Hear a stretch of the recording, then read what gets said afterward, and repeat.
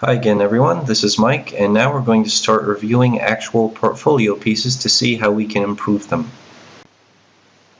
Overall, this piece is very strong. I think the costume design is excellent. The overall posture and rendering is very good, but there's one thing that really stands out as an issue, and that's the cape, and specifically these lines in the cape. What an art director and potential contractor want to see in a portfolio is confidence. And one thing that's very obvious in the lines in this cape is that the artist that was making them was not really confident about what he was doing. He felt that there was a need for detail in that part of the cape, and he knew the general direction the line should be in. But aside from that, it's clear he didn't have enough experience with capes to really understand the anatomy of the cape that he was delineating with the lines. As I mentioned in my first video, sometimes it's just as important in art to know what to leave out as it is what to put in. And just as an example, I've covered those lines, and I think you'll agree that the illustration actually looks better without those lines at all, as opposed to having lines that are clearly not really confident. So even just removing them or having not done them in the first place would have been a better decision. But then we can go further once the artist studies the anatomy of capes a little bit. You can end up with something like this. It's a little scratchy. I just quickly drew it in with the pencil tool here. But you can see there's fewer lines than he put, but they're much more directed. They're much more confident. They're clearly not just lines to fill space.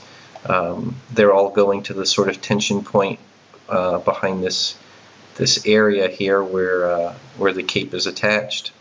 And I was especially much more bold with the shadows under the cape, and with creating the sense of sort of folds or ripples as this cape is moving in the wind.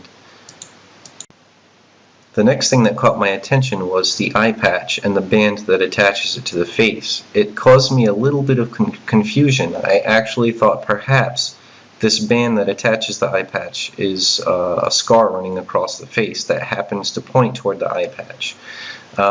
And the reason for that is just the sort of logistics of the eye patch itself and how it would work. And to verify, I went on Google and typed in Eyepatch, and as you can see, which makes a lot more sense, the band on the opposite side of the eye patch goes across the forehead, and then the other side of the eye patch is where it would go around the back of the head. So it would be very unnatural and uncomfortable for an eye patch to cut across the bridge of the nose and the cheek. So that leaves the artist with a couple of choices. One choice is to get rid of that band altogether and just leave the eye patch, and perhaps there would even be an option of peeking a little bit of band through the hair, but that's not necessary. And in this case, I know the artist liked this feeling of this diagonal line, so you could also make the decision to turn it into a scar, which is up to you. If you like the presence of that diagonal line, you think it makes it more interesting, it's possible to keep it as a scar. But in general, it's not a good idea to keep something there that is just a little irrational and perhaps a sign of no research on something, or not thinking things through as thoroughly as one might. Eye patches are fairly common in character design, so it's a good idea to keep that in mind. Another thing to keep in mind, especially when drawing human figures or organic figures, whether they be animals or monsters or people, is the idea of the curve and the counter curve, or what you can also call the S-curve or reverse S-curve. And what I'm talking about is keeping away from making things based on lines that are overly straight. Nature has a way of balancing force, and for example, I'm going to draw on this layer. I can hide later, but if you think of the character's spine, the spine would be curving this way, pelvis would start to curve the other way. You can see how that's a graceful S-curve. And this is especially true in the limbs as well, where the upper leg would bend out this way, and then the lower leg would actually curve the opposite way. And keeping these curves in mind can lead to much more graceful and elegant and dynamic figures. So what I recommend for the leg is two things. One, ideally, a very slight tweaking of the overall leg to get more of a graceful curve in there. But especially in this case, the artist designed a really nice, cool knee armor design, but it's almost a decal connected directly to the knee. So I would suggest bringing that out a bit, enlarging it a bit, to draw emphasis to the cool armor design, but to also help reinforce this S-curve we're going to. So I created this layer with an enlarged version that protrudes more from the knee, and I used that to help emphasize this graceful S-curve going from the top and then sort of inward here, and then I brought the calf out more so that we have this much more graceful curve. Another important tip is to always keep your skeleton and anatomy in mind, no matter what you're drawing, no matter how armored a person is. That limb is still a slave to the bones that sort of make that limb. So in particular, I'm talking about this arm here that's holding the sword. I'm going to turn back on my curves layer here and show you what I mean. At least I hope I am. So here you have where the shoulder bone would be, and you have the upper arm bone, which would go to an elbow. So far so good with the drawing. That seems to be what's happening. But if you look here, it seems to get a little confused or wishy-washy here. The elbow seems to be coming back out this way, but then the forearm swings back this way again, which is very strange, very confusing. So we need to make sure that the forearm, there's actually two bones, but in general, that the forearm, make sure it's coming in a straight angle this way, and then the hand would twist back out this way to hold the sword properly. And there were some other issues with the hand, where not only was the hand not twisted enough, but it didn't help that this sword handle is not only a little misaligned, but a little too thick perhaps. So making that sword handle a little thinner would make it much easier to draw a natural, comfortable grip on the sword with the hand in the proper position. I'm not going to redraw this whole arm, but I think you see what I mean, where it's just a little rubber-like and ambiguous in this arm. It has to follow the actual skeletal structure, and it'll just feel a lot more solid and strong and confident. And my last comment for general tips for this particular portfolio piece is to not be afraid of rulers, whether you're working digitally or in this case it was on paper with markers.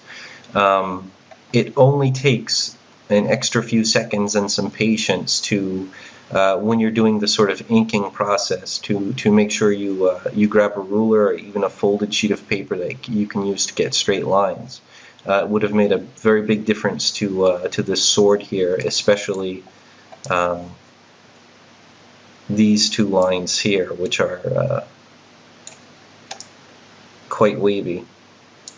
But that's just yet another way that an art director or potential contractor is going to see the sort of visual standards that an artist has. Remember, it's only a concept sketch, but it does only take a few extra seconds to whip out a ruler and get those lines for anything that's quite mechanical to look drastically improved.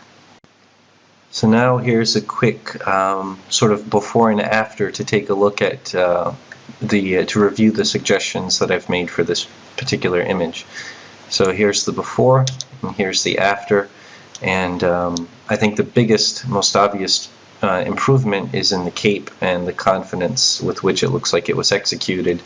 The second biggest being the leg and how this creates a more graceful curve and allows more attention to the really cool shoulder armor design. Aside from that, like I said, I did not have time to redraw the arm to better match the skeletal structure and fix the sword. But those are the big improvements. And lastly, getting rid of this sort of confusion of the misplaced eye band, I should say eye patch band.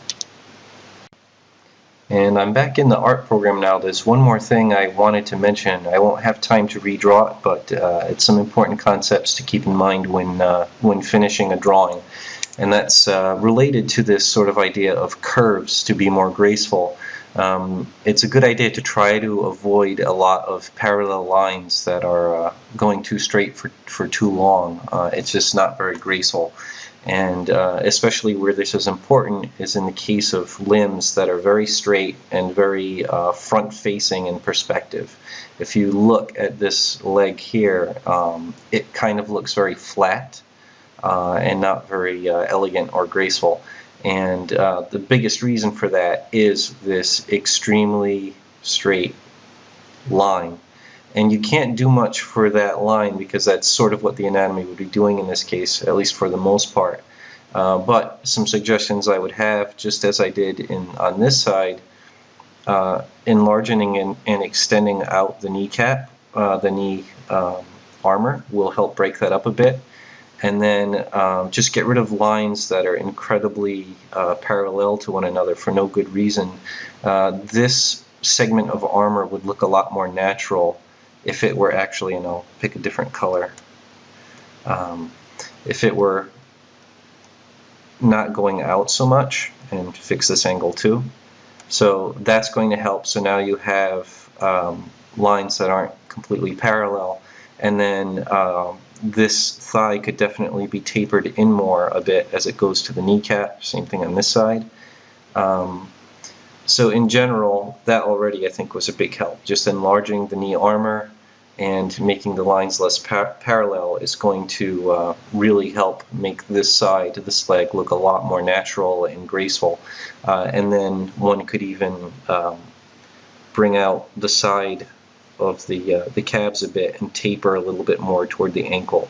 And this part here got a little sloppy, so I would fix that angle while I was at it. But these changes are basically just going to make this side look a lot more graceful and natural and less flat and stiff. And I think that's it for this one. I hope this was helpful, and next video we'll move on to another image.